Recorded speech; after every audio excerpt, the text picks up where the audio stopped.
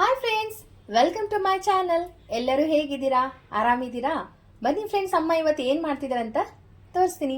ಅಮ್ಮ ಇವತ್ತು ಹೆಸರುಬೇಳೆ ಪಾಯಸ ಹೇಗೆ ಮಾಡೋದು ಅಂತ ತೋರಿಸ್ಕೊಡ್ತಾರೆ. ಅದಕ್ಕೆ ಏನೆಲ್ಲ ಇಂಗ್ರೀಡಿಯೆಂಟ್ಸ್ ತಗೊಂಡಿದ್ದಾರೆ ಅಂದರೆ ನೋಡಿ, 1 ಕಪ್ ಹೆಸರುಬೇಳೆ ತಗೊಂಡಿದ್ದಾರೆ, ಮತ್ತು 1 ಕಪ್ ಬೆಲ್ಲ ತಗೊಂಡಿದ್ದಾರೆ, 1 ಕಪ್ ಕಾಯಿ ತಗೊಂಡಿದ್ದಾರೆ, ಕಾಯಿ ತುರಿ ತಗೊಂಡಿದ್ದಾರೆ, ತುಪ್ಪ ಎಷ್ಟು ಬೇಕಾಗುತ್ತೋ ಅಷ್ಟು ತಗೊಂಡಿದ್ದಾರೆ, ದ್ರಾಕ್ಷಿ, ಗೋಡಂಬಿ ಮತ್ತು ಏಲಕ್ಕಿ ತಗೊಂಡಿದ್ದಾರೆ, 1 ಗ್ಲಾಸ್ ಹಾಲು ತಗೊಂಡಿದ್ದಾರೆ. ಬನ್ನಿ ಫ್ರೆಂಡ್ಸ್, ಇದನ್ನ ಹೇಗೆ ಮಾಡೋದು ಅಂತ ತೋರಿಸ್ಕೊಡ್ತಾರೆ. ಫ್ರೆಂಡ್ಸ್ ನೋಡಿ, ಅಮ್ಮ ಯಾವ ಬಟ್ಲಲ್ಲಿ ಬೆಲ್ಲ ಇಟ್ಕೊಂಡಿದ್ರಲ್ಲ ಅದರಲ್ಲೇ 2 ಬಟ್ಲು ನೀರು ಹಾಕಿ ಬೆಲ್ಲನ ಕರ್ಸಕ್ಕೆ ಇಟ್ಕೊಳ್ತಾ ಇದ್ದಾರೆ. ಅದು ಸ್ವಲ್ಪ ಕರ್ಗಬೇಕಷ್ಟೇ, ಪಾಕ ಏನು ಬರಬೇಕಾಗಿಲ್ಲ. ಸ್ವಲ್ಪ ಕರ್ಗಿಸ್ಬಿಟ್ಟು ಆಮೇಲೆ ಅದನ್ನ ಹಾಕೋಬೇಕಾದ್ರೆ ಸೋಸ್ಕೊಂಡು ಹಾಕೋಬೇಕು. ಯಾಕೆಂದ್ರೆ ಅದ್ರಲ್ಲಿ ಗಲೀಜೆಲ್ಲ ಇರುತ್ತೆ, ಕೆಲವೊಮ್ಮೆ ಗಲೀಜ್ ಬರುತ್ತೆ, ಹಾಗಾಗಿ ಕರ್ಸ್ಕೊತಾ ಇರೋದು. ಇಷ್ಟು ನೀರು ಹಾಕೊಂಡು ಸ್ವಲ್ಪ ಕರ್ಗಕ್ಕೆ ಬಿಡಬೇಕು. ಮತ್ತೆ ಪಕ್ಕದಲ್ಲಿ ಬಾಣಲಿ ಇಟ್ಕೊಂಡಿದ್ದಾರೆ, ಅದರಲ್ಲಿ ಹೆಸರು ಬೇಳೆನ ಹುರ್ಕೋತಾರೆ. ನೋಡಿ ಫ್ರೆಂಡ್ಸ್, ಇವಾಗ ಅಮ್ಮ ಹೆಸರು ಬೇಳೆ ಹಾಕೊಂಡಿದ್ದಾರೆ, ಅದನ್ನ ಇವಾಗ ಚೆನ್ನಾಗಿ ಹುರ್ಕೋತಾರೆ. ಸಣ್ಣ ಉರಿಲಿ ಕೆಂಪುಗೆ ಘಮ ಘಮ ಅನ್ನೋ ರೀತಿಲಿ ಹುರ್ಕೋಬೇಕು. ಇದರಲ್ಲಿ ಆತರ ಮಾಡಬಾರ್ದು, ಅರ್ಜೆಂಟ್ ಮಾಡ್ಕೋಬಾರ್ದು. ಸಣ್ಣ ಉರಿಲಿ ನಿಧಾನಕ್ಕೆ ರೋಸ್ಟ್ ಮಾಡ್ಕೋಬೇಕು. ನೋಡಿ ಫ್ರೆಂಡ್ಸ್, ಈ ರೀತಿ ಹುರ್ಕೋಬೇಕು, ಕೆಂಪುಗೆ ಹುರ್ಕೋಬೇಕು, ಗಮ್ಮನವರಿಗೂ ಹುರ್ಕೋಬೇಕು. ನೋಡಿ ಫ್ರೆಂಡ್ಸ್, ಗಮ್ಮನವರಿಗೂ ಒಂದೇ ಹದದಲ್ಲಿ ಹುರ್ಕೋಬೇಕು. ಇವಾಗ ಗ್ಯಾಸ್ ಆಫ್ ಮಾಡ್ಕೊಂಡಿದ್ದಾರೆ ಅಮ್ಮ. ಇವಾಗ ಇದನ್ನ ಕುಕ್ಕರ್ಗೆ ಹಾಕಬೇಕು. ತೊಳೆದ್ಬಿಟ್ಟು ಕುಕ್ಕರ್ಗೆ ಇಡ್ತಾರೆ. ತೊಳೆದ್ಬಿಟ್ಟು ನೋಡೋಣ. ನೋಡಿ ಫ್ರೆಂಡ್ಸ್, ಇವಾಗ ಅಮ್ಮ ಯಾವ ಬಟ್ಲಲ್ಲಿ ಕಾಳು ತಗೊಂಡಿದ್ರು ಆ ಬಟ್ಲಲ್ಲೇ ಒಂದು 3 ಸಾಕಮ್ಮ. 3 ಬಟ್ಲು ನೀರು ಹಾಕೊಂಡಿದ್ದಾರೆ. ನೀರು ಹಾಕಿದ್ದಾರೆ. ಇನ್ನೊಂದು ಸ್ವಲ್ಪ ಹಾಕ್ತೀರಾ ನೋಡಿ.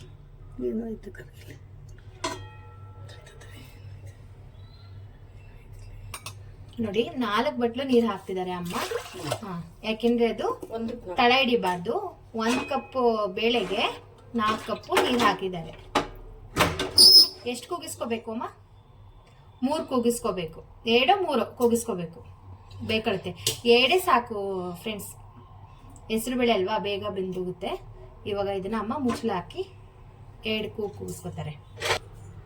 ಫ್ರೆಂಡ್ಸ್ ನೋಡಿ, ಇವಾಗ ಅಮ್ಮ ರುಬ್ಕೊಳ್ಳೋದಕ್ಕೆ 1 ಕಪ್ ಕಾಯಿ ಇಟ್ಟಿದ್ರಲ್ಲ, ಕಾಯಿ ಮತ್ತೆ ಏಲಕ್ಕಿನ ಬಿಡಿಸಿ ಹಾಕೊಂಡಿದ್ದಾರೆ. ಇದನ್ನ ರುಬ್ಕೋತಾರೆ ಇವಾಗ ನೈಸಾಗಿ. ನೋಡಿ, ಇವಾಗ ನೋಡಿ ಫ್ರೆಂಡ್ಸ್, ಅಮ್ಮ ರುಬ್ಕೊಂಡಿದ್ದಾರೆ. ನೋಡಿ, ಈ ರೀತಿ ನೈಸಾಗಿ ರುಬ್ಕೋಬೇಕು. ಬನ್ನಿ ಫ್ರೆಂಡ್ಸ್, ಇವಾಗ ಬೆಲ್ಲ ಸೋಸ್ಕೊಳ್ಳೋಣ. ಅಮ್ಮ ಸೋಸ್ಕೋತಾರೆ ಇವಾಗ. ಕರ್ಗಕ್ಕಿಟ್ಟಿದ್ರಲ್ಲ ಆ ಬೆಲ್ಲನ. ಫ್ರೆಂಡ್ಸ್ ನೋಡಿ, ಇವಾಗ ಅಮ್ಮ ಬೆಲ್ಲನ ಕರ್ಗಕ್ಕಿಟ್ಟಿದ್ದಲ್ಲ ಅದನ್ನ ನೀಟಾಗಿ ಸೋಸ್ಕೋತಾ ಇದ್ದಾರೆ. ನೋಡಿ, ಈ ಬೆಲ್ಲದಲ್ಲಿ ಏನು ಗಲೀಜು ಬಂದಿಲ್ಲ ಸ್ವಲ್ಪ. ನೋಡಿ ಈ ರೀತಿ. ಅದಕ್ಕೋಸ್ಕರ ಬೆಲ್ಲನ ಸೋಸ್ಕೊಂಡೇ ತಗೋಬೇಕು, ಕರ್ಗಿಸ್ಕೊಂಡು. ಹಾಗೆ ಹಾಕಕ್ ಹೋಗ್ಬಾರ್ದು. ನೋಡಿ ಫ್ರೆಂಡ್ಸ್, ಇವಾಗ ಅಮ್ಮ ಸೋಸ್ಕೊಂಡಿದ್ರಲ್ಲ ಆ ಬೆಲ್ಲನ ಮತ್ತೆ ಅದೇ ಪಾತ್ರೆಗೆ ಹಾಕೊಂಡ್ರು.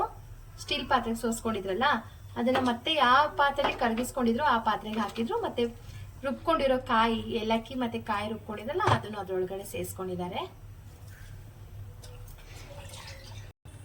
ಫ್ರೆಂಡ್ಸ್ ನೋಡಿ, ಬೆಲ್ಲನು ಮತ್ತೆ ಕಾಯಿನೂ ಮಿಕ್ಸ್ ಮಾಡಿ ಅಮ್ಮ ಇದನ್ನ ಕುದಿಯೋಕೆ ಇಟ್ಕೊಂಡಿದ್ದಾರೆ. ಪಕ್ಕದಲ್ಲಿ ನೋಡಿ, ನಾವು ಹೆಸರು ಬೇಳೆ ಕೂಗ್ಸಕ್ ಇಟ್ಕೊಂಡಿದ್ವಲ್ಲ ಅದು ಇವಾಗ 2 ಕೂಗ್ಬೇಕು. ಇವಾಗ ಇವಾಗ ಹಾಲು ಹಾಕ್ತೀರಮ್ಮ. ಹಾಲು ಸೇರಿಸ್ಕೊತಾ ಇದ್ದಾರೆ. ನೋಡಿ, ಹಾಲು ಮತ್ತೆ ಕಾಯಿ, ಬೆಲ್ಲ ಸೋಸ್ಕೊಂಡು ಹಾಕಿದ್ರಲ್ಲ ಅದು ಎಲ್ಲವನ್ನು ಇವಾಗ ಕುದಿಯೋಕೆ ಇಡ್ತಾ ಇದ್ದಾರೆ. ಇದೊಂದು 5 ನಿಮಿಷ ಕುದಿಬೇಕು ಅಲ್ಲಮ್ಮ. ನೋಡಿ, ಇವಾಗ ಇಲ್ಲಿ 1 ಕೂಗಿದೆ, 1 ವಿಸಲ್ ಬಂದಿದೆ. ಇನ್ನೊಂದು ವಿಸಲ್ ಬರಬೇಕು. ನೋಡಿ ಫ್ರೆಂಡ್ಸ್, ಇವಾಗ ಅಮ್ಮ ಚಿಕ್ಕದು ಪ್ಯಾನ್ ಇಟ್ಕೊಂಡಿದ್ದಾರೆ, ಒಗ್ಗರಣೆ ಹಾಕೊಳ್ಳೋದು. ಇದಕ್ಕೆ ಇವಾಗ ಅಮ್ಮ ತುಪ್ಪ ಹಾಕೊಂಡು ಇದು ಕಾಜು ಬಾದಾಮ್ ಫ್ರೈ ಮಾಡ್ಕೊತಾರೆ.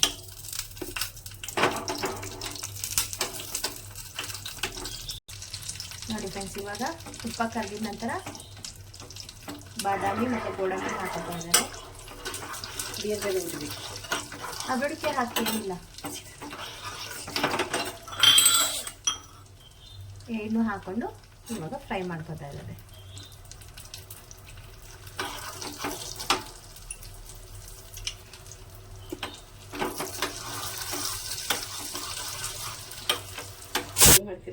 ನೋಡಿ ಫ್ರೆಂಡ್ಸ್, 2 ಕೂಗಿಸ್ಕೊಂಡ್ರು ಅಮ್ಮ. ನೋಡಿ ಈ ಹದದಲ್ಲಿ ಬೆಂದಿದೆ. ಕಾಳು ಎಷ್ಟು ಬೇಯಬೇಕು, ತಳ ಹಿಡಿಬಾರ್ದು, ನೋಡ್ಕೊಂಡು ಕೂಗಿಸ್ಕೋಬೇಕು. ಯಾಕೆಂದ್ರೆ ಹೆಸರು ಬೇಳೆ ಬೇಗ ತಳ ಹಿಡಿಯೋ ಚಾನ್ಸ್ ಇರುತ್ತೆ. ಹಾಗಾಗಿ ನೋಡಿ ನೋಡಿ ಫ್ರೆಂಡ್ಸ್, ಅಮ್ಮ ಇವಾಗ ಪಾತ್ರೆಗೆ ಹಾಕೊಂಡಿದ್ದಾರೆ. ಈಗ ಸ್ವಲ್ಪ ಹಿಂಗೆ ಕಳಿಸ್ತಾರೆ ನೋಡಿ. ಈ ರೀತಿ ಅದನ್ನ ರುಬ್ಕೊಳ್ಳೋ ಅವಶ್ಯಕತೆ ಇರಲ್ಲ, ಇದನ್ನ ರುಬ್ಕೋಬಾರ್ದು. ಸ್ವಲ್ಪ ಈ ರೀತಿ ಲೈಟಾಗಿ ಮಾಡ್ಕೋಬೇಕು ನೋಡಿ. ಎಲ್ಲ ಕಾಳು ನೋಡಿ ಸಾಕು, ಈ ಹದದಲ್ಲಿ ಮಾಡ್ಕೋಬೇಕು ನೋಡಿ.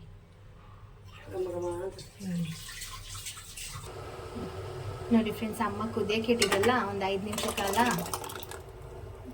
ಬೆಲ್ಲದ ನೀರು ಮತ್ತೆ ಕಾಯಿ ರುಬ್ಕೊಂಡಿರಲ್ಲ, ಅದು 1 ಲೋಟ ಹಾಲೆಲ್ಲ ಹಾಕಿ ಕುದಿಯಕ್ಕೆ ಇಟ್ಟಿರಲ್ಲ. ಇವಾಗ ಅದಕ್ಕೆ ಅಮ್ಮ ಇದನ್ನ ಮಿಕ್ಸ್ ಮಾಡಿದ್ದಾರೆ ಹೆಸರು ಬೇಳೆ.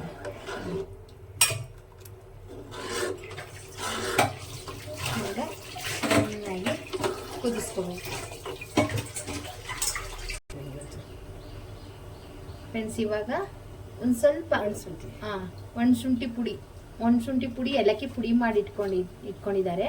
ಅದನ್ನ ಒಂದು ಸ್ವಲ್ಪ ಸೇರಿಸಿದ್ರು ತುಪ್ಪ. ಆಮೇಲೆ ಆ ತುಪ್ಪ ಇಟ್ಕೊಂಡಿದ್ರಲ್ಲ ಆ ಬಟ್ಲಲ್ಲಿ ಅದನ್ನ ಹಾಕ್ತಾ ಇದ್ದಾರೆ ನೋಡಿ. ತುಪ್ಪ ನಿಮ್ಗೆ ಎಷ್ಟು ಬೇಕೋ ಅಷ್ಟು ನೀವು ಬಳಸ್ಬೋದು. ನಾವು ಒಂದು ಸ್ವಲ್ಪ ಜಾಸ್ತಿ ಬಳಸ್ತಾ ಇದೀವಿ ಇದಕ್ಕೆ ತುಪ್ಪನ. ಮತ್ತೆ ಇದಕ್ಕೆ ನೋಡಿ, ನಿಮಗೆ ತೆಳು ಬೇಕಾ ಗಟ್ಟಿ, ತುಂಬಾ ತೆಳು ಇದ್ರೂ ಚೆನ್ನಾಗಿರಲ್ಲ ಫ್ರೆಂಡ್ಸ್. ಮೀಡಿಯಮ್ ಆಗಿ ಒಂದು ಹದದಲ್ಲಿ ಇರಬೇಕು ನೋಡಿ. ಈ ಹದ ಸಾಕು.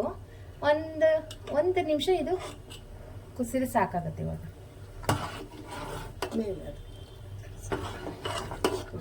ನೋಡಿ ಇನ್ನೊಂದು 1 ನಿಮಿಷ ಕುದಿಬೇಕಷ್ಟೇ, ಸಾಕು. ಇವಾಗ ಜಾಸ್ತಿ ಬೇಯಿಸೋ ಹಾಗಿಲ್ಲ. ಎಲ್ಲ ಉರ್ದಿ ಬೇಯಿಸ್ಕೊಂಡಿದ್ವಲ್ಲ ನೋಡಿ. ಅದೇ ಹೆಸರು ಬೇಳೆ ಪಾಯಸ ತುಂಬಾ ತೆಳು ಮಾಡಿದ್ರೆ ಕುಡಿಯೋದಕ್ಕೆ ರುಚಿ ಇರೋದಿಲ್ಲ.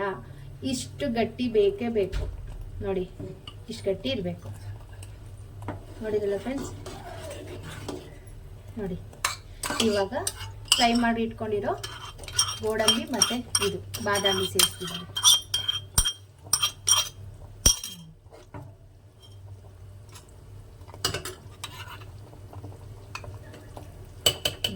ನೋಡಿ ಇವಾಗ ಇಷ್ಟೇ.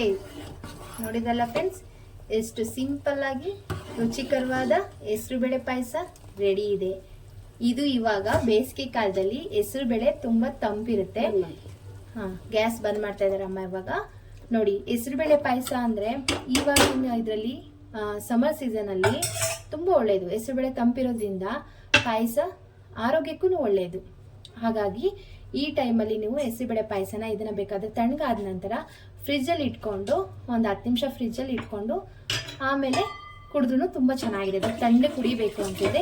ಇಲ್ಲಾಂದ್ರೆ ಹೀಗೆ ಒಂದು ಅರ್ಧ ಗಂಟೆ ಬಿಟ್ಟು ತಣ್ಣಗಾದ ನಂತರ ಕುಡಿದ್ರೆ ತುಂಬಾ ಚೆನ್ನಾಗಿರುತ್ತೆ, ಟೇಸ್ಟಿಯಾಗಿರುತ್ತೆ.